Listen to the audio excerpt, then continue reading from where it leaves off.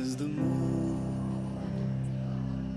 pulls the ocean, so my soul is drawn to you.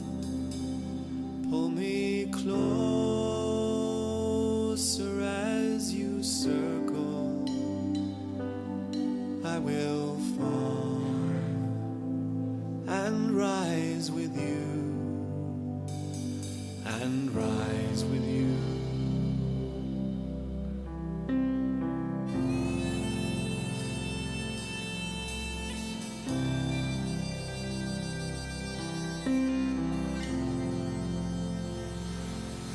As the tide rocks the beaches, lifting sand as it rolls through,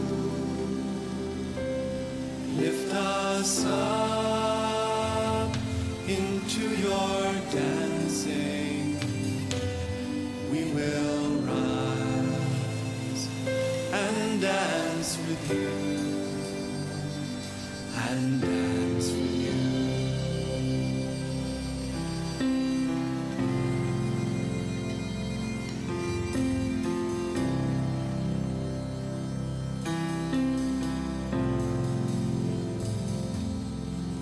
As the sand shapes the shoreline, sculpting all the lands anew, we will shape the world you're dreaming, dancing with the rising moon, the rising moon,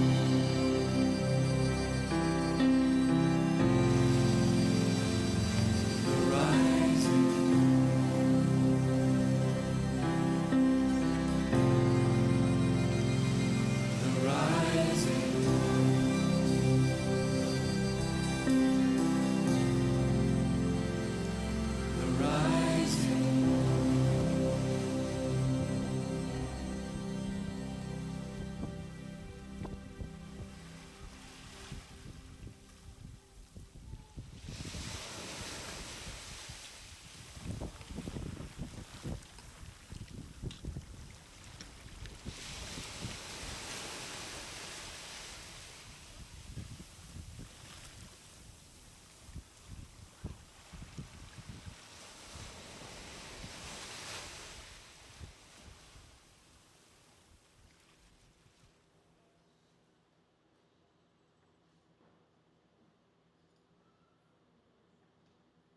Good morning. It's lovely to see you this morning and to worship with you. Today we start off a 4-week series on contemplative prayer. So how many of you think that contemplative prayer or centering prayer are for those monastic folks or just special people that have a gift for that? And how many of you wanted to raise your hand but didn't? Yeah, there we go. It's for everyone. Sorry to break it to you.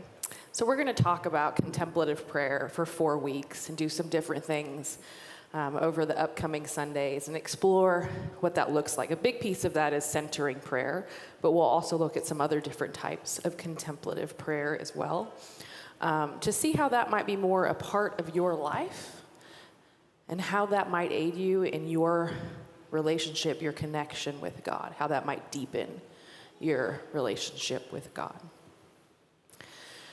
So I invite you today to kind of settle in. I think the mood for the next 4 weeks might be a little slower at times. So if you are I want to come in and dance around, you can just dance around at double speed to the songs if you need to, okay? We still embrace that, but we are kind of trying to lean into this contemplative spirit, not just in the sermon time, but through the whole service, and really invite you into a state of prayer, okay? Friends, as always, we invite you to take those friendship booklets in the center aisle and to sign those, pass them down to your neighbor. If you are visiting with us, we're really glad that you came to worship with us today. And in the pew back in front of you are some cards about our church. There is also a visitor card. We invite you to fill that out. Let us know a little bit about you. You can drop that in the offering plate later when it goes by. There's also an option on there if you'd like to get our weekly newsletter. I promise we don't bombard you with a bunch of emails. It's once a week with just upcoming things that are going on here in the life of the church. So before we kind of fully embrace this contemplative spirit, I invite you to stand up and to greet one another in love this morning, and let's make this a space of sanctuary for everyone here.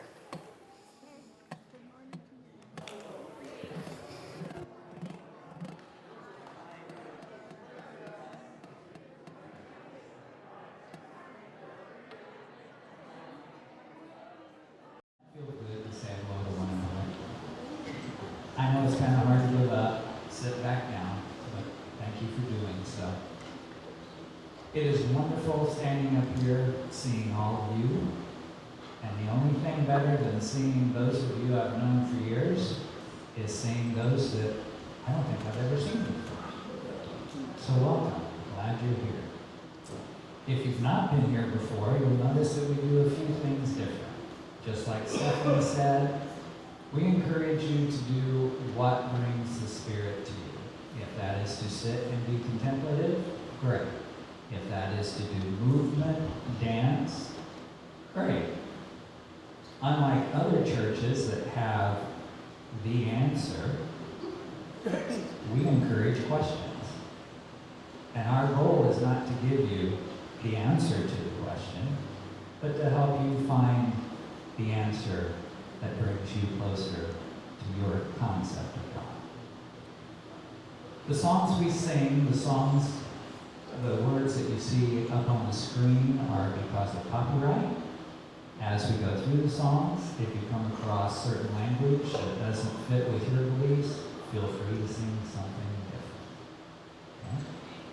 Other than that, I'm glad you're all here, and I believe it is now Kids Corner with Abby.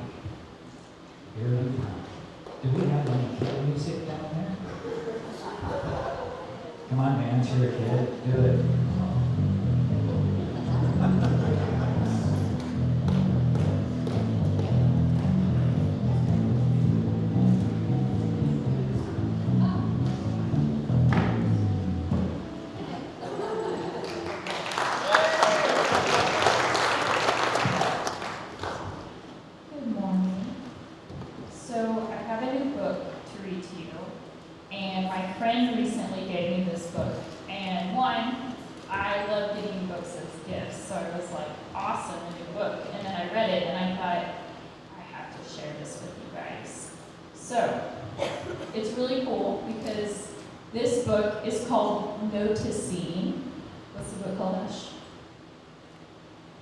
Noticing, and it connects a little bit to Creative Arts Camp. What have we been talking about in Creative Arts Camp? How art can make the world a better place. Thank you, Mr. Alex. How art can make the world a better place. But it also connects to what we're going to be talking about in worship, which is a big word, contemplative. Can you say contemplative? Contemplative prayer. All right, are you ready to listen? Okay, if I have it on my lap here, can you guys see it? Okay. It's a beautiful day, isn't it? It seemed as if someone was talking to me. It's okay, I guess. Just okay, a woman sitting nearby responded. We have the birds, the trees, the sky, the questions, the what ifs, and the why nots. I'd say this is indeed an exceptional day to be alive.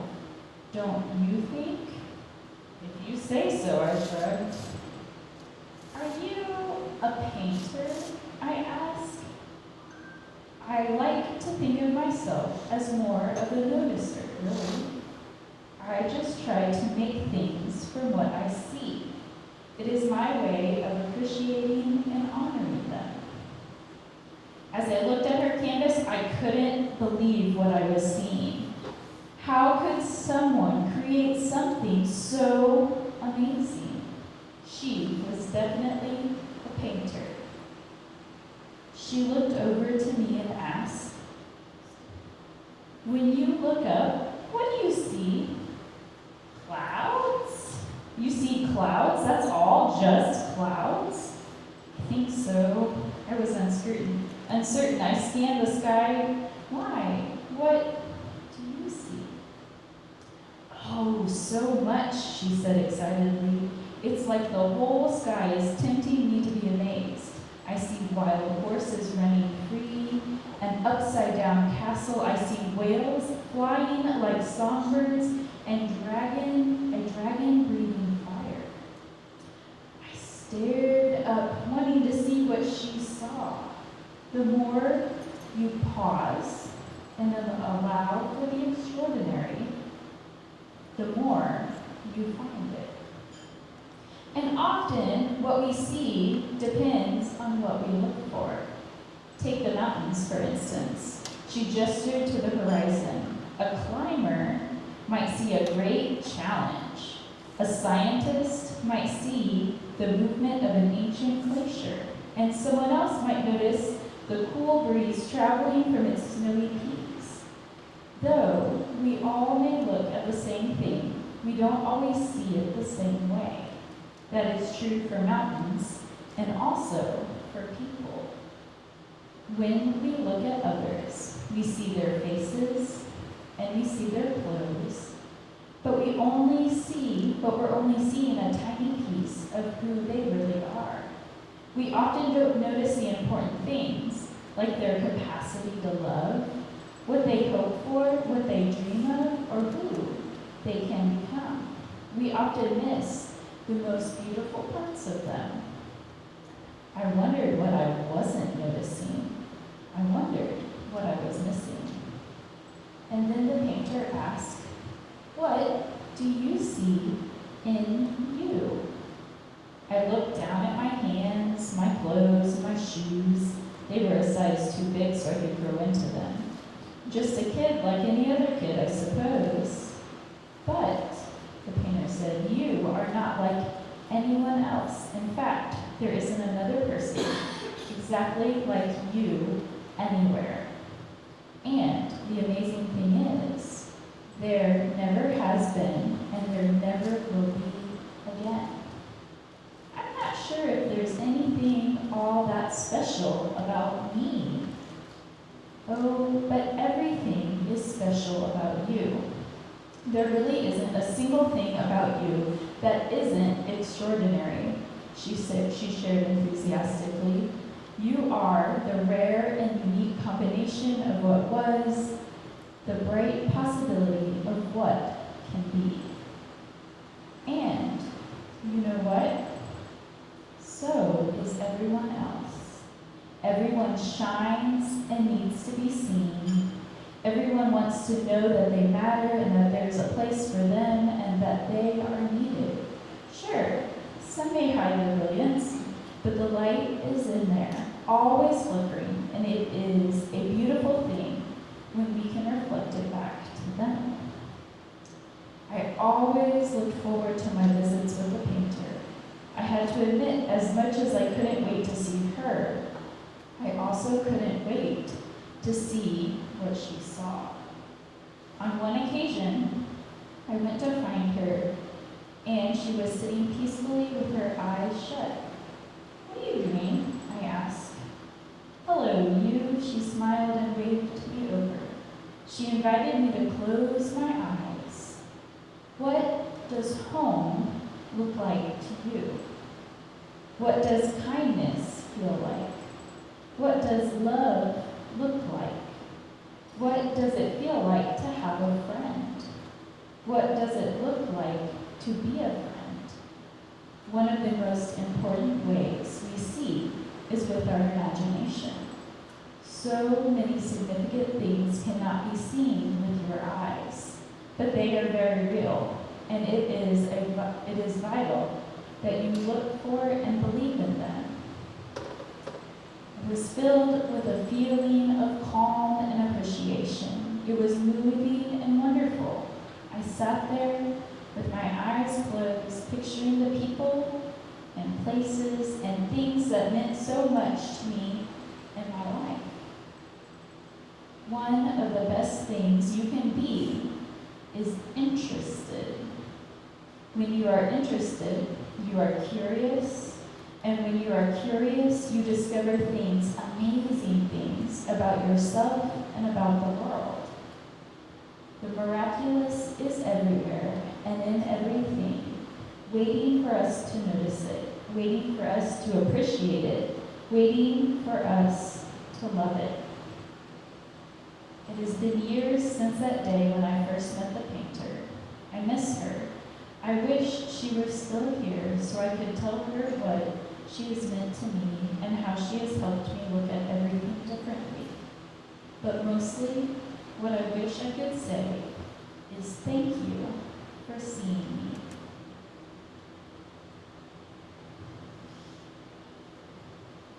What did you guys hear about noticing?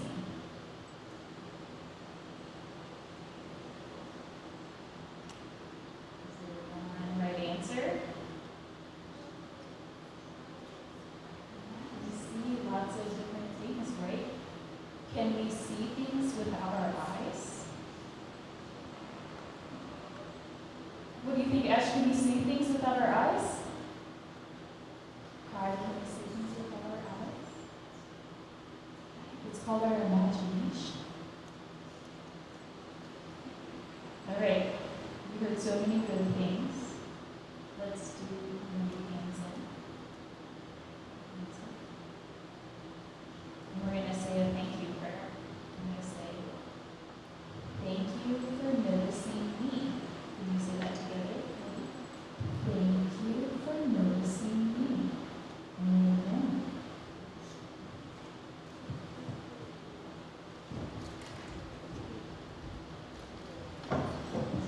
Thank you, Evan. All right, this next song we are going to do as a round eventually.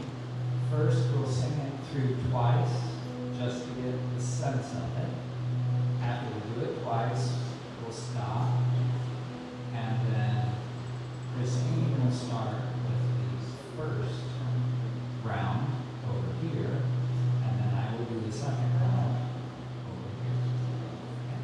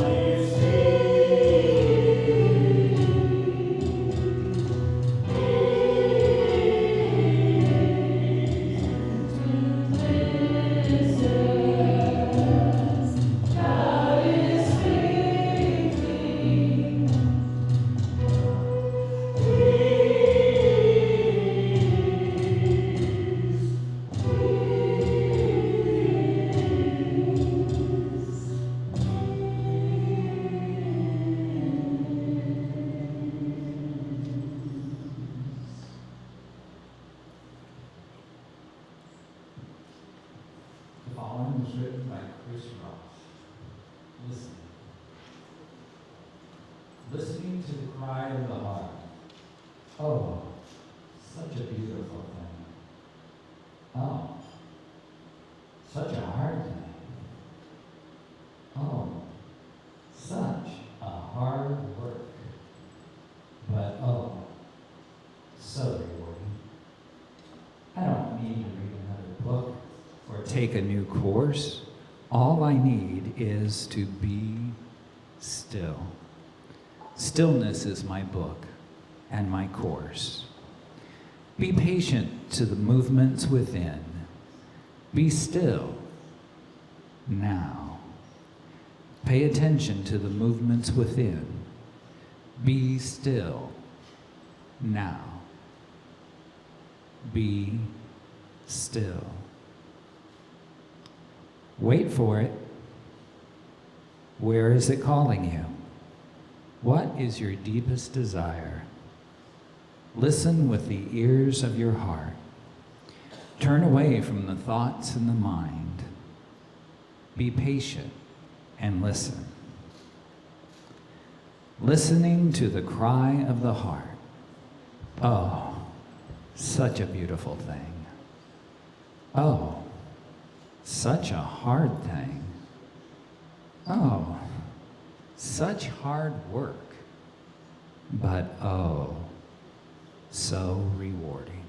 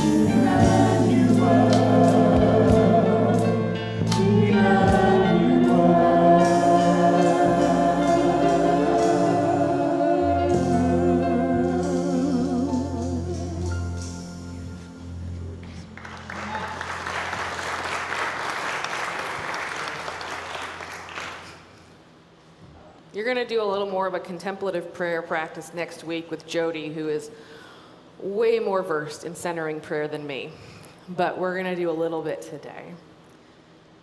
And at least I know for me and probably the tech board, our hearts are racing a little bit trying to get this fixed. So maybe your heart is racing a little this morning or has been recently, and maybe you're ready for a little bit of time to slow down.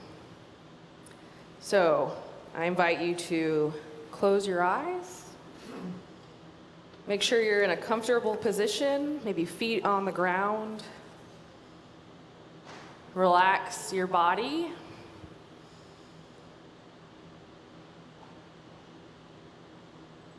Notice where there might be tension in your neck or your shoulders. And try to release that. Just kind of let your body slink down.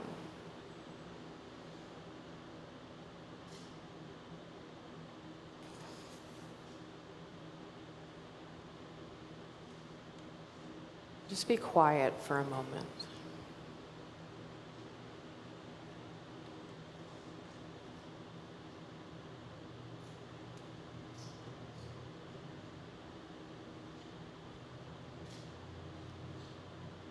Uncrowd my heart, O God. Uncrowd my heart.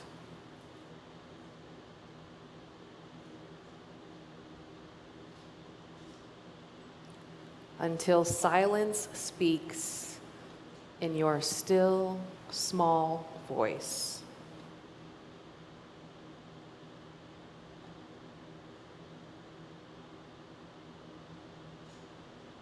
Turn me from the hearing of words and the making of words and the confusion of much speaking.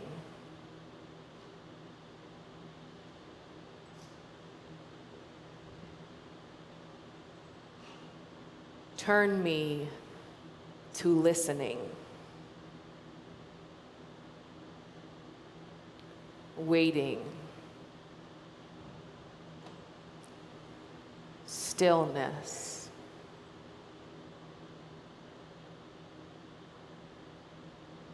silence,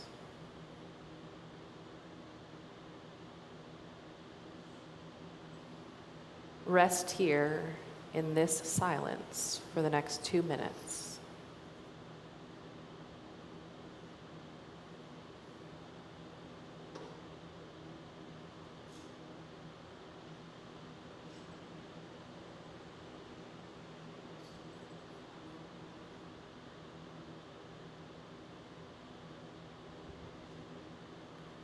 If a thought enters your mind, just release it.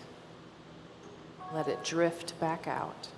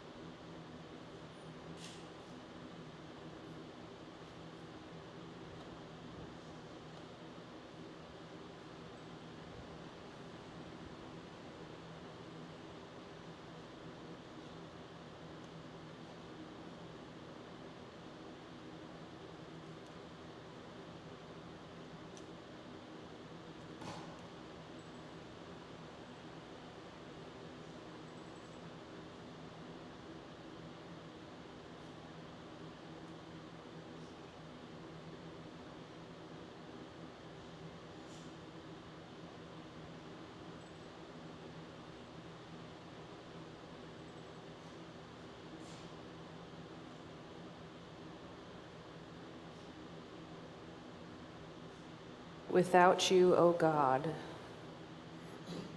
there is no divine life in us.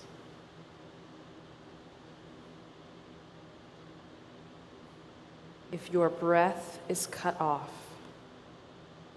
our spirit languishes,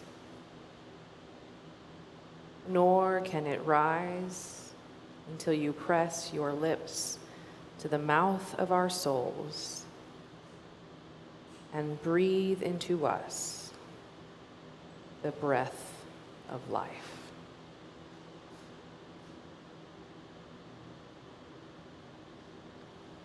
Begin to notice your breath.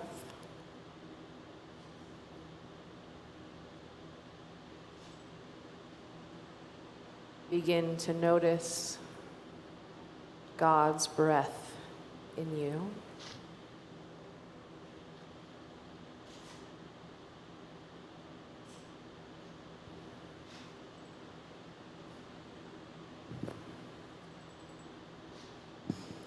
When you are ready, open your eyes to those around you.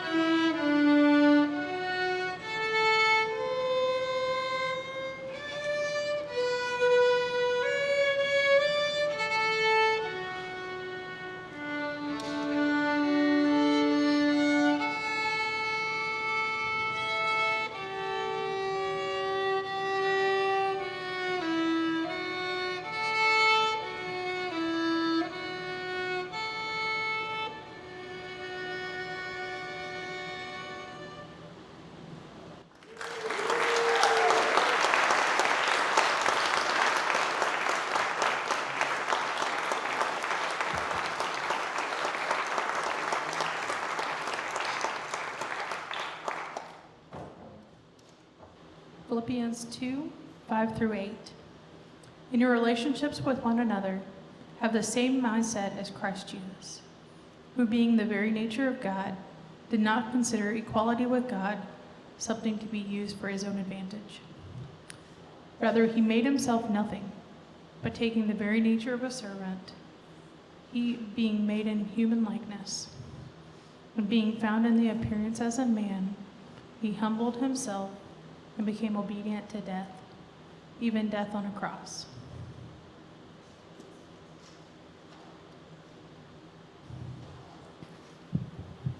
So we're clearly moving and adjusting. So I'm gonna preach. You guys can go sit. Because even though everything is rebooted, nothing is working back there to talk to each other. So they're gonna try to look at it some more, but I'm gonna preach. Is that okay? Okay. Do we not read both scriptures? I'm sorry. Yes, will you read Matthew, definitely, so that they know what I'm talking about? That might be really awkward for you all, if not. All right, Matthew 13, 24 through 30. He put before them another parable. The kingdom of heaven may be compared to someone who sowed good seed in his field, but while everyone's asleep, the enemy came and sowed weeds among the wheat, and then he went away. So when the plants came up and bore grain, the weeds appeared also. And then the slaves of the household came to him and said, Master, did you not sow good seed in your field? Where did all these weeds come from? Then he replied, the enemy has done this. The slaves said to him, do you want us to go and gather them? But he replied, no, for in the gathering of the weeds you would uproot the wheat along with them. Let both of them grow together until the harvest. And at the harvest time, I will tell the reapers, go collect the weeds first, bind them in bundles, and to be burned, but put the wheat into my barn. For those of you that are visiting and don't know me, I got remarried recently, and I have 6 children now, and this is pretty much what my life is like. We just switch modes, and when things don't work out, we just, we'll have dinner now, or we'll do this instead, and, we just adjust. So we're just adjusting today. Also, if you didn't know, Abby is Finn's violin teacher. So that was Finn, my son, and Abby, our children's pastor, and she is his violin teacher. She does an amazing job with him, and I'm very thankful for all that she does with him, and it's lovely to see them play together. It's a special thing. Contemplative prayer.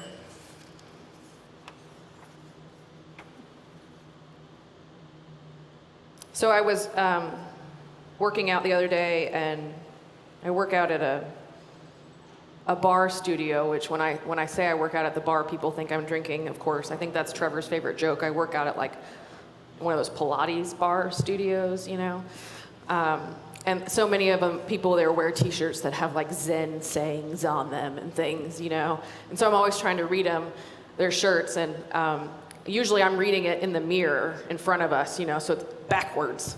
So I went yesterday morning and I was trying to read this one woman's shirt that I hadn't seen before, and it took me a while to, you know how you have to make your brain read it in reverse, right?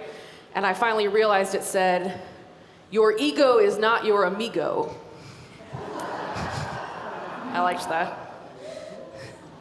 And my first thought was like, I know some people whose ego is not their amigo. They need to hear that lesson. And then I thought, maybe I need to hear that lesson right now, right? Sometimes we need to apply those things to ourselves. Made me start to think about how many times does my ego get in the way? How many times does my ego get in the way of God trying to speak to me or move in my life? How many times does it get in the way of me doing God's will or loving other people? Right? How many times does my ego bury my true self?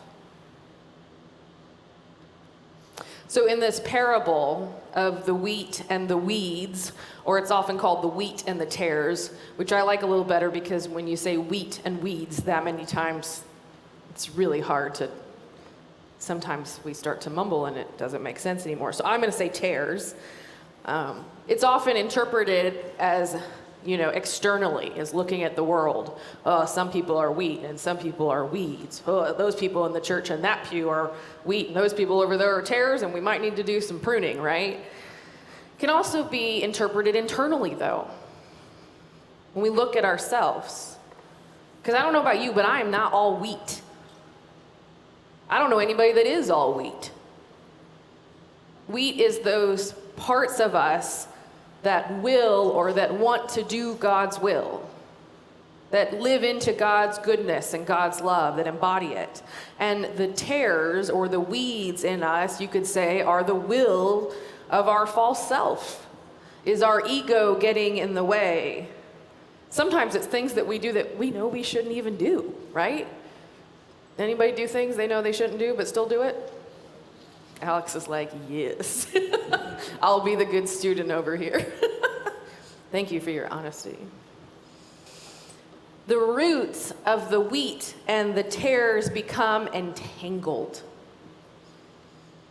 I have a garden out front. Some of you gave me plants years ago to make my big garden. I have not been able to work at it this year. Just too much baseball. Too much baseball, Finn. I haven't been out in my garden at all.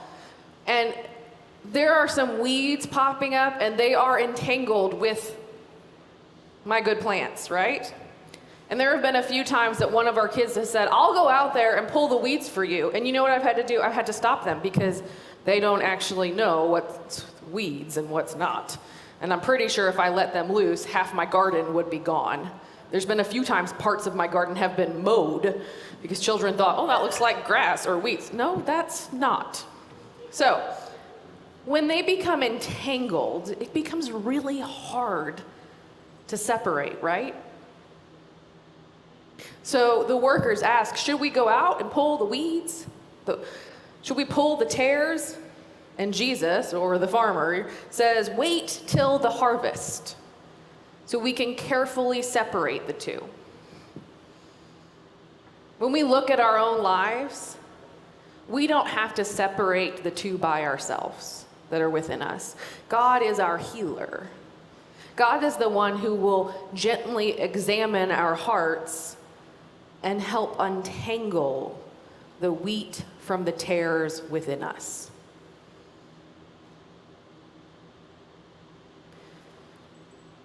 One of the avenues that allows God to do this work in our hearts is contemplative prayer. And when we do that work, when we remove the tares, our hearts can become more aligned with the heart of God. Our will can become more aligned with the will of God, with the mind of Christ.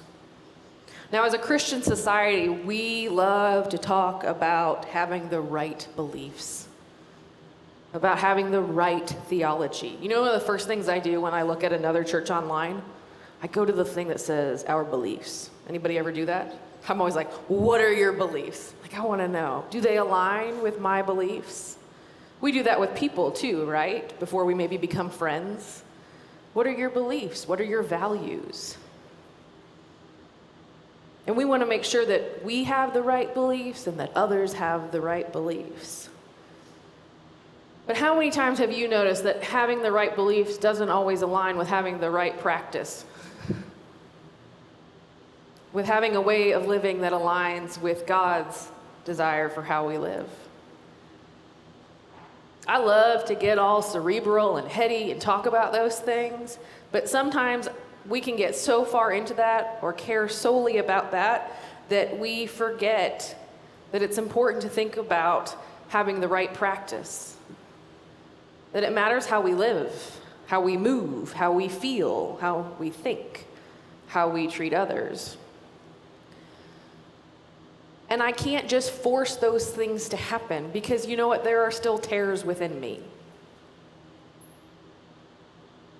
So it takes removing the tares and seeking to be more wheat, seeking to deepen our relationships with God, coming to know our true selves and putting on the mind of Christ so that we can live in such a way, so that we can actually practice what we say we believe, what we preach.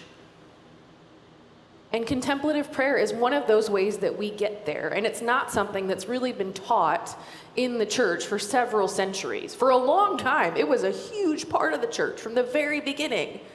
And then some folks decided, oh, this is kind of weird stuff. We're not going to do this in the church. This is for the monastics or the higher ups, that have that special connection with God. It's not for the general population. So if I asked you, you don't have to raise your hand, how many of you think you could define what contemplative prayer is or centering prayer? Right?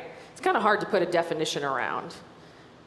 I mean, I know a few, like Joni and Jody could come up here and do it, and a few of you that go to Sacred Circle and do more of those things, but a lot of us might struggle to define what it is. And in all of my reading in recent weeks, it's funny because every definition I'm like, oh, maybe it's that. Oh, maybe it's that. Like, oh, that's another dimension to it. So I've been reading a lot of Thomas Keating and Richard Rohr and Cynthia Bourgeault, so anything I say you can probably accredit to one of them or to Jody Thatch sitting in my office teaching me about centering prayer.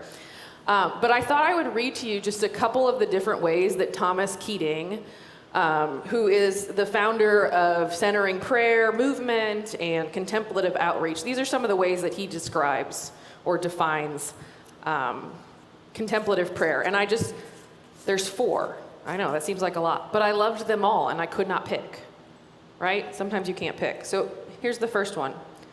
The fundamental purpose of centering prayer and contemplative outreach, the spiritual network that supports it, that's what he founded, is to contribute to bringing the knowledge and experience of God's love into the general consciousness of the human family. Okay, here's the second one. Contemplative prayer is a process of interior transformation, a conversation initiated by God and leading, if we consent, to divine union. We like that word consent, right? I do. Third one, a restructuring of consciousness takes place, which empowers one to perceive, relate, and respond to everyday life with increasing sensitivity to the divine presence in, through, and beyond everything that happens. To respond to everyday life with increasing sensitivity. That sounds pretty beautiful to me. Sensitivity to the divine life and everything. And here's the last one. It is accessed by letting go of our own ideas of ourselves, turning our will over to God, and resting in the divine indwelling that is already present within us and waiting to reveal itself to us. So what does that tell you? Well, for one, it tells me that the Spirit is in us, which is what we tend to say, right? We say that the Spirit was within us. But it tells me that I have to consent and let the Spirit be at work in me. And that when I do, I experience this divine union with God that enables me to look at the world around me, to look at the people, to look at nature, to look at everything with a deeper sensitivity to the divine in it. I think the world would be a much better place if we could see creation around us in that way. It would change how we treat the world, right? In Philippians 2, Paul writes to the church, to the people, and he talks of how Jesus emptied himself. The Greek word for that is kenosis. He emptied himself. And Cynthia Bourgeault speaks of how through this kenosis, this emptying of oneself, quote, Jesus forms the core of his own self-understanding and life practice. Isn't that interesting that Jesus forms his own sense of purpose, his own life practice, what he is to do, how he is to live. And it also tells us that Jesus didn't cling to or hold on to that false self. You know, it makes me think of that moment in one of the Gospels when Jesus on the cross says, "Take this cup from me." And some of us are like, oh my gosh, he's Jesus. Why is he asking God to take this away? He's Jesus, he's God, but he's human too, right? But Jesus doesn't cling on. He doesn't hold on. He does release. He empties himself again, even on the cross, and aligns his heart with the heart of God. He consents and invites God's action within him. And in contemplative prayer, we do the same. We consent and we invite God to act within us so that we, like Jesus, can empty ourselves and put on the mind of God or the mind of Christ. And that's where those tares get untangled from the wheat. And the wheat can thrive more. And our eyes and our hearts and our living can align more closely with God's. So next week, I'm out of town. We're going to visit my mom in Illinois. We haven't been able to go up since Christmas. So Jody's going to talk about centering prayer and do more of a deep practice in that. So you'll want to be here for that. But I want to give you a few things to think about in the meantime, okay? Because these might be startling or new to some of you next week, and we want you to come back for it. And I might be stealing a little bit of Jody's thunder, but I know she will repeat these things, and if you're like any other human being, you need to hear it more than once, right? Right? Yeah. So a few things about centering prayer. Anyone can do this, right? I said that earlier. Anyone can do this.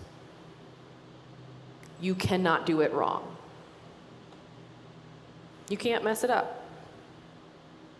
That's great, right? This is not a pass or fail course in contemplative prayer. You pass no matter what. No one's testing you or grading you. The idea of centering prayer is that you empty your mind and you release your thoughts. How many of you have trouble releasing your thoughts? Right? It's very difficult to do. My husband has ADHD. He cannot release his thoughts very well. There's like 5,000 at one time in your head. Maybe that's what's happening to you right now. And I'm just one little thought going through your brain. Thoughts will come. That does not mean that you're failing. It does not mean that you're failing. Thoughts will come. The idea is that when they come, you release them. So there were two things as I was learning about centering prayer that really stood out to me. One was that this Buddhist named Suzuki said, "Let the thoughts come in, but do not serve them tea." I like that. Let them come in, don't serve them tea. Just let them go back out the back door. One in one door and out the other door. And the other thing that I was listening to a podcast that Cynthia Bourgeault did, and here, you could do this with me. She says, and I'm totally stealing this from her. She says, when you are pushing something away, how do you do that with your hands? Raise your hands. How do you push something away? Right? When you release something, what do you do? Your palms are up. So she talks about when thoughts come into your mind, don't push them away. Has anybody done that in prayer? I know I've done that in prayer. I'll be like praying, and I'm like, oh my God, I didn't turn the dishwasher on, or oh my gosh, I forgot to, I don't know, feed the children, whatever it is, right? I forgot to call that person back. You know what it is, right? Like there's always something. And I feel that need to be like, oh my God, get that out of my head. I am trying to pray right now. Don't push. Release. Release the thought. It'll still be there later. It'll come back. Release it. And one of the things that that they teach in centering prayer is that to find a word, and you can maybe think about your word this week. What is a word that you can say to let go when you have that thought come in? Maybe because maybe you need something to maybe you just need to do this. That would be lovely, right? But maybe you need a word to go back to, like peace. Maybe your word is release, right? Something simple. And the last thing I'll say is, don't go in with expectations. Don't go in expecting some big magical experience. When Jesus does not appear to you surrounded in a golden light, don't think that you did it wrong.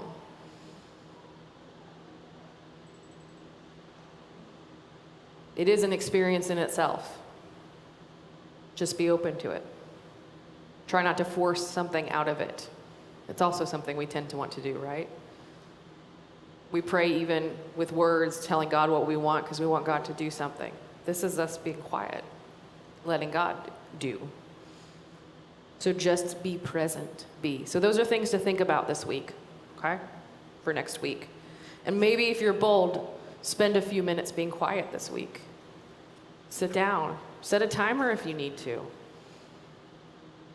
You're going to make a cup of tea and it takes 3 to 5 minutes to brew. Sit and be quiet. Release your thoughts. Just practice that. It enables us to put on the mind of Christ as we practice it more and more. You know, we love to ask, what would Jesus do, right? We wore those bracelets. We ask, how would Jesus respond? What would he say? How would he show compassion to someone? How does he love his enemies? And then we wonder, how can we even begin to attempt such things? And sometimes we think, well, I can't because I'm not Jesus. Contemplative prayer is a route through which we can connect more closely with the mind of Christ, build a deeper relationship and more intimate relationship, and discover within ourselves the answers to a lot of those questions. Because we don't need to just go hunting for it in the book, in the Bible, or figure it out cerebrally. God will show us those things when we put on the mind of Christ. I think this is some of the disconnect that we see in Christianity, because we do get so heady about things, and we don't always engage with our hearts as much with Christ directly. So use this practice, engage with us this next month, give it a try, right? You can't fail. It won't hurt. Well, I don't know if I should say that. You know, you might learn some things that hurt in some ways. But open yourselves to the divine and gentle practice of God that draws you into a deeper spiritual communion. Amen?